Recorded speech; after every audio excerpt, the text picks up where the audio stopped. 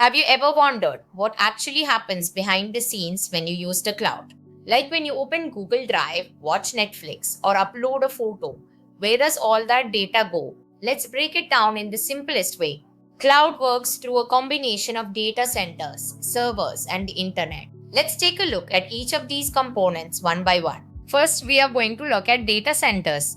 Data centers are large buildings filled with thousands of powerful computers. These thousands of powerful computers are what we call servers. These servers are always running, always connected, and designed to store and process huge amounts of data. Now, instead of storing your files on your personal laptop, your data is stored on these servers inside data centers.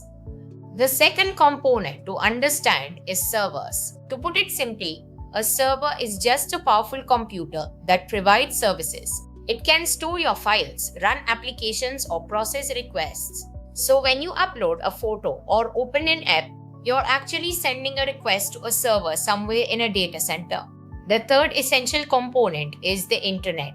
The internet acts like a bridge between you and those servers. When you click something on your phone or laptop, your request travels through the internet to the cloud servers. The server processes your request and sends back the result.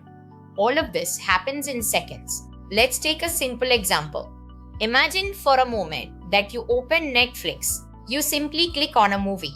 That request goes through the internet to Netflix's cloud servers. The server finds the movie and starts streaming it back to your device. You're not downloading the movie, you're just receiving it in real time from the cloud. That is essentially how the cloud works. Now, there is one more important thing. Cloud providers like AWS, Azure, or Google Cloud don't rely on just one server. They use multiple data centers across the world. This makes cloud more reliable, faster, and always available. So even if one server fails, another one takes over. That's why your apps keep running without interruption.